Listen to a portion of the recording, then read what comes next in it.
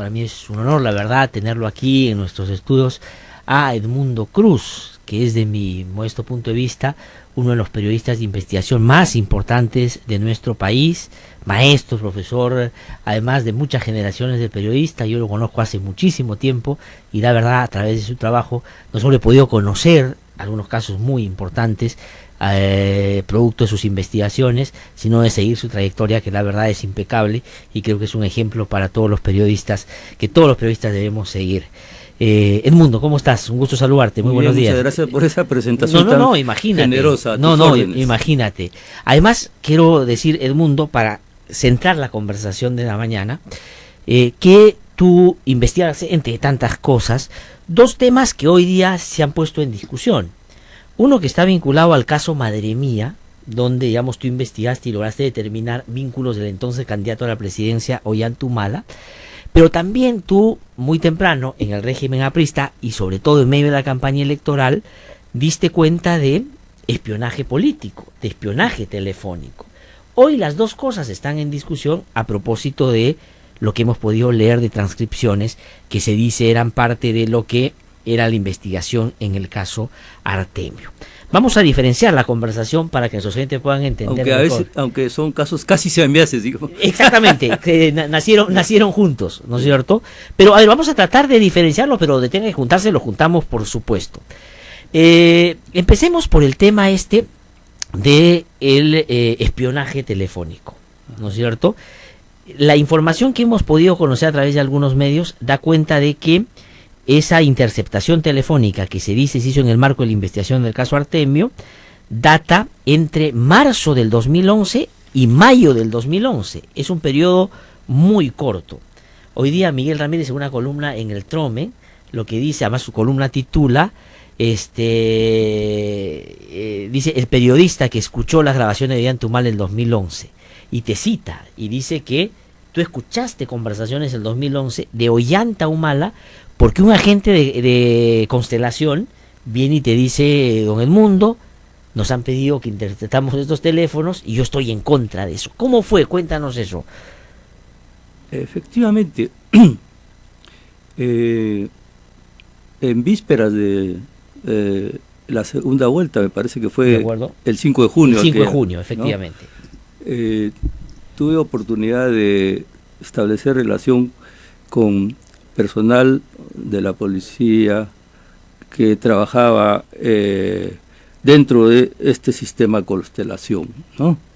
Que es un sistema, en ese momento, la última palabra en cuanto a posibilidades, a cantidad de teléfonos que se podían interceptar. 300 líneas en tiempo real, o sea, no paraba, ¿no? O sea, había una lista de 20.000 y tan luego como, en orden de importancia, tan luego como dejaba de hablar la que estaba en ese momento activa, ¿no? Uno no está llamando en forma continua, ¿no? Sino, de acuerdo. Pum, pasaba la otra, que le seguía en orden de importancia, ¿no? Terminaba de hablar, pum, pasaba, o sea... Ya. O sea, digamos, era una maquinaria funcionando de interceptación a por lo menos 300 teléfonos. Permanentemente. Permanentemente. En una lista de, olvídate, no sé qué cantidad de líneas que estaban intervenidas. Seleccionadas para ser interceptadas. De acuerdo, pero ¿qué pasa? Entonces un agente de Constelación te busca, que era una fuente tuya, me imagino, frecuente. ¿O no podría hablar mucho de eso. No desarrollaría, pero una persona se te acerca. Lo cierto es que tuve posibilidades de, efectivamente, escuchar, ¿no? cuatro grabaciones, ¿no? ¿Entre quiénes? 3 eran grabaciones a celulares y una, evidentemente, una grabación de teléfono escondido, ¿no? De micrófono escondido. Micrófono escondido, ¿no? Ya. ¿Y quiénes eran los protagonistas de esas conversaciones? Los protagonistas que yo me acuerdo eran, bueno, alrededor de Ollanta Humala, Lerner, ¿no? Salomón Lerner. Adrián Villafuerte, ¿no? Lynch, me parece también, ¿no? Nicolás Lynch. Sí, y eran conversaciones que tenían que ver con la campaña. Una era el viaje a Loreto, otra era viajes a provincias, otro era las adhesiones. Por ejemplo, una de las grabaciones había captado la información que daba Lerner, me parece, sobre el apoyo que estaba dispuesto a prestar César Acuña, que en ese tiempo era autoridad, alcalde. Sí, era alcalde de Trujillo, porque fue presidente regional, ¿no? Sí, alcalde en ya ese se momento. había creado su grupo, Alianza para el Progreso. Exactamente. ¿No? Alianza para el Futuro. Bueno, entonces, efectivamente, esta persona lo entregó, no estaba de acuerdo, ¿no? Siempre existe esto, hay personajes que no están de acuerdo, ¿no?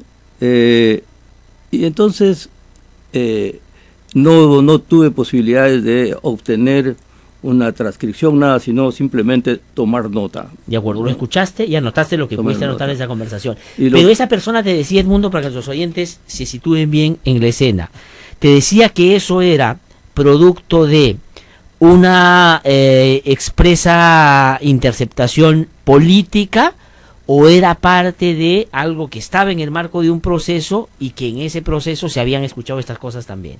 Bueno, esas grabaciones eran parte de un proyecto, ¿no? De un plan. De acuerdo. ¿No? Creo que era el plan Humo, ¿no? El plan Humo, ¿no? Ahora, ¿cómo este era un sistema sujeto a unas normas muy estrictas, ¿no? Eso es cierto, ¿no? Pero no es toda la verdad, ¿no? No es toda la verdad, porque siendo tan riguroso, lo concreto es que el sistema estaba bajo el control directo, ¿no? Las 24 horas, principalmente no principalmente, sino bajo el control de la Dirandro, ¿no? No es como en Colombia hay también estos aparatos, ¿no? No uno, sino un montón, ¿no? Algo de 50, ¿no? Que también proporcionó Estados Unidos, ¿no?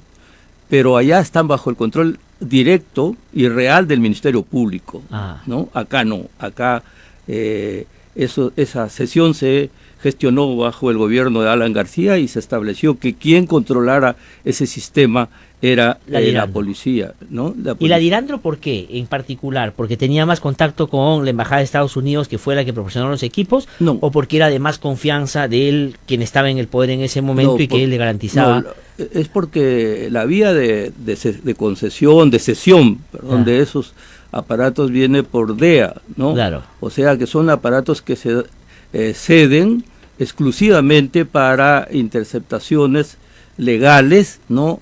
A casos de narcotráfico, terrorismo y crimen organizado, ¿no? Eso es. De acuerdo, y por eso, pero Edmundo, para vincularlo con los otros temas que hoy día se están discutiendo, porque lo que se dice es que todas las interceptaciones que se hicieron en ese momento y que ahora han sido transcritas y que la defensa de Ollantumala inclusive tiene algunas transcripciones, se derivan de el seguimiento o la interceptación que le hicieron a personajes que estaban relacionados con Artemio, y que al pinchar varios teléfonos llegan algunos personajes que eran muy vinculados con el Partido Nacionalista, y es así que se llega a llegar a Ollantumala y a otros miembros del partido. ¿Eso es así, o esto que tú dices era más bien un proyecto distinto que ahora se quiere dar cobertura con esto de Artemio? No, fue un proyecto, en primer lugar, que se elaboró en vísperas del proceso electoral, para seguir a Ollantumala, bajo la cobertura de espiar las relaciones de los cocaleros con el narcotráfico, ¿no? Pero en realidad el objetivo era espiar al candidato Ollantumala, ¿no? Lo dicen los resultados de las interceptaciones, ¿no? De acuerdo, porque lo que tú escuchaste nada tenía que ver con cuestiones relacionadas con Artemio. Por supuesto. Y eran conversaciones entre personas que ni siquiera estaban supuestamente en la cobertura de lo que el juez había dado. Así es, ¿no? Algo más, ¿no? ¿Por qué un micrófono escondido? El micrófono escondido no era un micrófono directamente instalado en el local del Partido Nacionalista. Que estaba en Arequipa, ¿no? Me imagino, ¿no? Y eso se determinó porque yo hablé con todos los interlocutores, casi con todos, ¿no? Con los que aparecían como interlocutores en las grabaciones, ¿no? no con todos, pero hablé con Abugatás, hablé con... Yo fui al local, ¿no? No hablé con Humala, ¿no? Y entonces con Lerner, ¿no? Y ellos reconocieron sus voces, reconocieron el contenido, ¿no? Porque yo no tenía audio, nada, yo lo que traté de recoger con exactitud fue el contenido de los que escuchaba. Claro. ¿No? Y eso fue lo que consulté, ¿no? Y coincidía con lo que habían conversado. Y ellos aceptaron en todos los casos que efectivamente, y entonces ahí eso de Abugatás es el que puso reparos y dijo, pero yo esto no lo he conversado por teléfono, ¿no? Y recordó el día y recordaron el lugar donde habían conversado y era ahí en una sala del local del Partido Nacionalista que habían escuchado habían tratado ese tema, ¿no? O sea que el plan Humo no solo consistía en espionaje telefónico en ese momento al candidato Ollantumala y su entorno, que incorporaba además, digamos, las grabaciones que se hacían por medio de micrófonos que estaban instalados en zonas estratégicas. Eso pasó. Es decir, había un plan que incorporaba todo eso. No, el Constellation intercepta celulares. Sí. ¿No? Lo otro era micrófono escondido. ¿Cómo lo captaban? Eso no. Pero era parte de un solo plan. Era parte a lo que de voy un es solo no. plan. Porque lo que hay que discutir ahora, y esto nuestros oyentes tienen que ver, es que las interceptaciones telefónicas son legales y las autoriza un juez. Ahí nadie puede discutir. Todo lo que se habla en un teléfono interceptado es válido. Así es. Pero el asunto está si es que el argumento de estábamos siguiendo a Artemio y a todos sus contactos cubre estas otras interceptaciones que se hicieron. Según tu investigación, tu fuente y todo lo que pudiste corroborar, no. Hubo un plan de interceptación a Ollantumala. ¿No es cierto? Ahora, el sistema ya de grabación, de comunicación, de entrega de la transcripción al juez, ¿no? Todo eso tiene un procedimiento bien estricto, sí. Pero que en última instancia quien llevaba todas las transcripciones era un miembro de la policía, ¿no? Que del local de Constellation a la sede del juez que había autorizado no tenía que hacer un recorrido y que podían pasar muchas cosas, y pasaron muchas cosas. Por eso es que se filtraron transcripciones, porque yo escuché un audio, pero un canal de televisión publicó una transcripción. Es verdad, sí me acuerdo. Entonces el sistema no es tan seguro.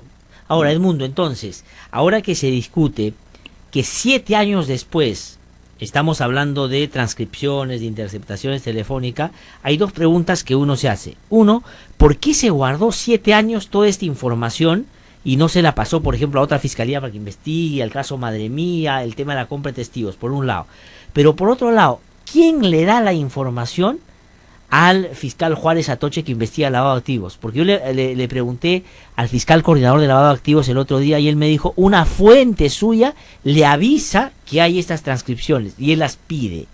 ¿Quién tiene esas transcripciones y esos audios que no es el juez, que no es el fiscal? La Dirandro. La Dirandro. Sí, el punto de partida es la Dirandro, ¿no? ¿Y ellos se quedan con una copia? Por supuesto. Por supuesto que se queda con una copia, ¿no? O sea, ellos tenían esta información hace bastante tiempo y ahora, son ellos si los que vamos al tema técnico, el sistema es mucho más complejo y ya yo no podría hablar tanto porque no entiendo, como porque es algo que no he verificado totalmente, pero todo sistema informático tiene un backup. De acuerdo. ¿No? ¿Cierto? Sí. Ya. ¿Cuál es el último backup? Bueno, o sea, la Irán tiene un backup y alguien más tiene un backup. ¿No? De repente las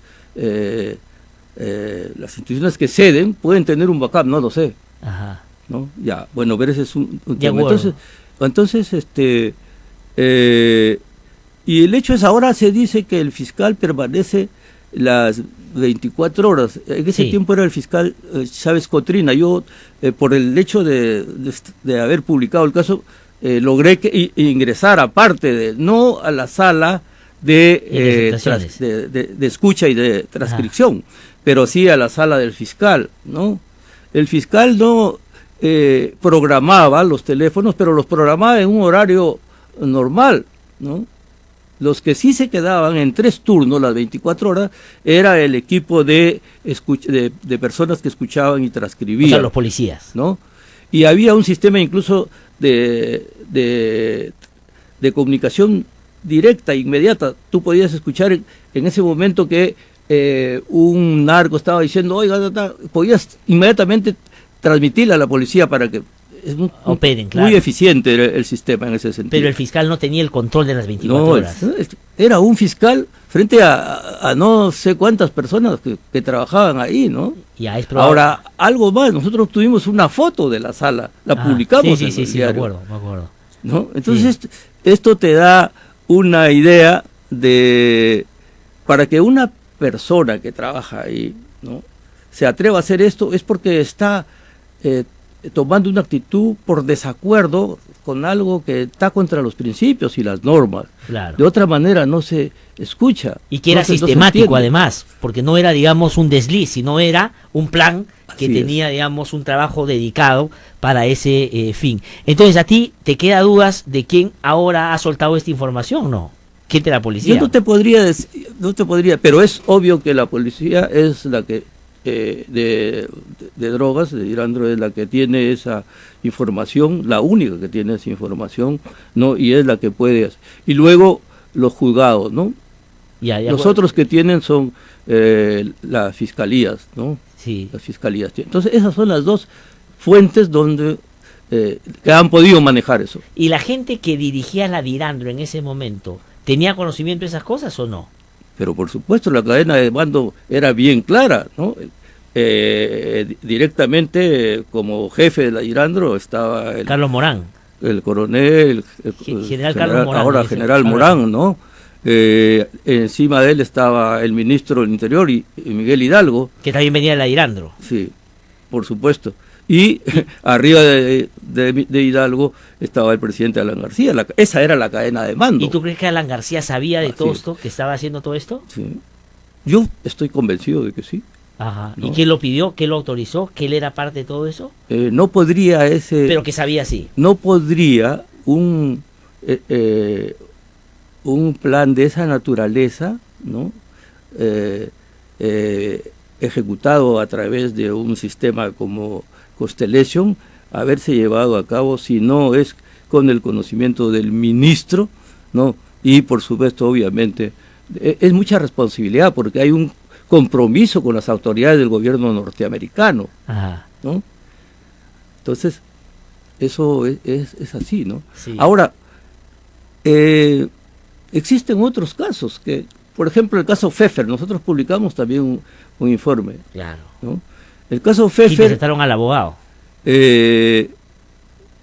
Interceptan supuestamente la celda, ¿no? Sí. Y entonces, o el lugar donde conversaba la patrocinada con el patrocinador, sí, ¿no? La rea con el acusado, ¿no? Ajá. La chica Pfeffer con el abogado Torres, sí, ¿no? Pero al parecer también interceptaban el teléfono de la oficina de Torres. Ajá.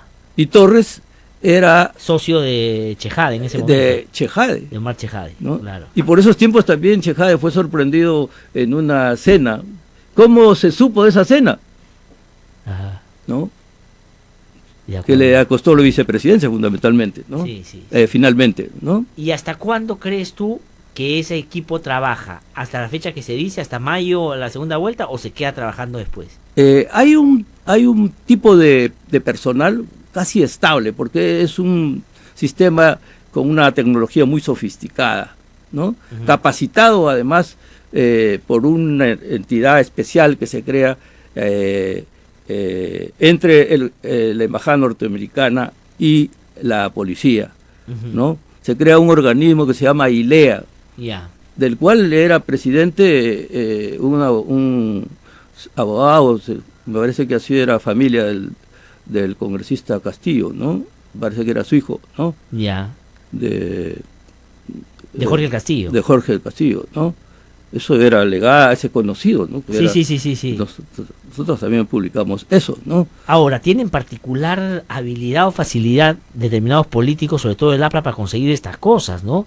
El propio Jorge del Castillo la vez pasada saca unos correos electrónicos entre Nadine Heredia y el representante de la FAO, y eran correos de uno a uno, o sea, no había posibilidades de que otro lo haya podido ver, pero él lo tenía. Así es. O lo de Business Track antes también, ¿no?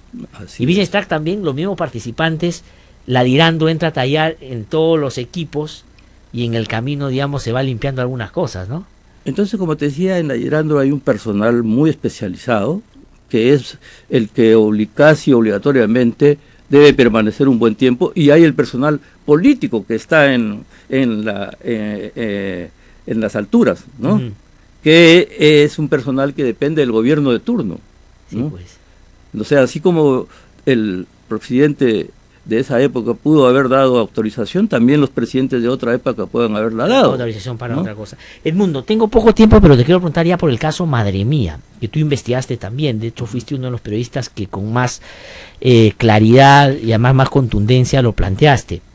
¿Qué piensas ahora de todo lo que se conoce a través de esas transcripciones? Que se compraron los testigos, que se negoció, digamos, para tratar de evitar que el entonces candidato Ollantumala fuera, digamos, procesado, porque no se llegó a hacer un juicio oral en ese caso. ¿Te parece que hay elementos ahora que confirman lo que tú en ese momento encontraste?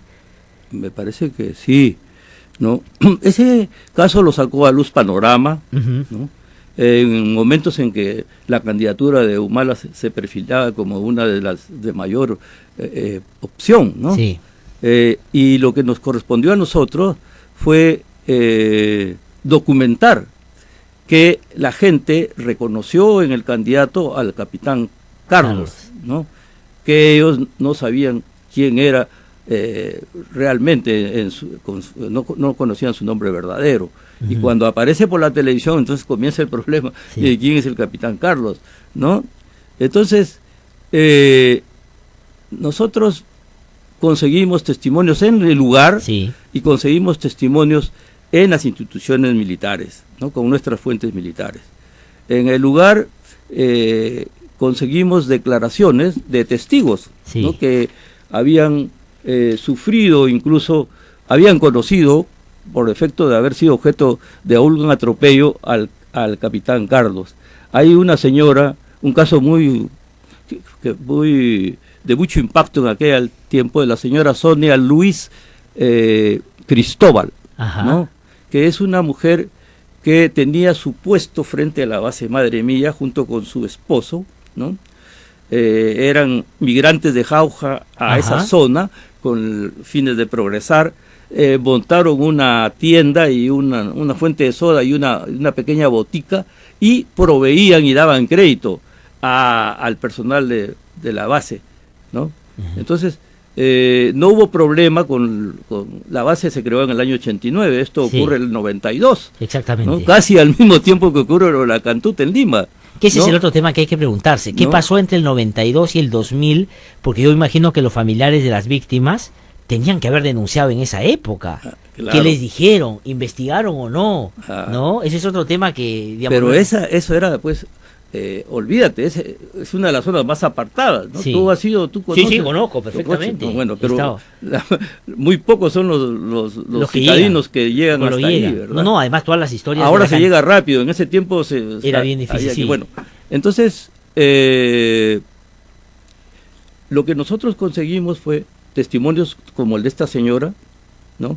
Conseguimos de una persona, en el 92 joven, nosotros la conocimos cuando ella tenía 34 años, que había sido una amiga muy íntima, muy cercana de Ollantumala, ¿no? Ajá. Esos testimonios los obtuvimos, ¿no? Sí. En el lugar, ¿no? Y obtuvimos luego documentos de una relación de personal de la base, ¿no? Entre los cuales con nombre verdadero, ¿no? En los cuales figuraba Ollantumala en el año 92. O sea, corroboraron quién era el capitán, ¿no? Carlos. Luego conseguimos una copia del legajo, ¿no? Del que se perdió. Exactamente. ¿No? En el cual habían las calificaciones y se mencionaba, ¿no? Ah, madre mía. Conseguimos como 3 documentos de este tipo, ¿no? Documentos que de personal o del propio legajo del oficial Ollanta Humala. Ahora, pero Edmundo, porque tengo que terminar lamentablemente, pero todo lo que se ha ahora conoció a través de las transcripciones va en esa línea, ¿no es cierto? De lo que ustedes investigaron. Y nosotros dimos a conocer también la primera compra de testigos, la de sí, pues. Jorge Ávila. Exactamente. ¿No? Eso ha sido publicitado, han reproducido últimamente las carátulas, los informes que hemos publicado, ¿no?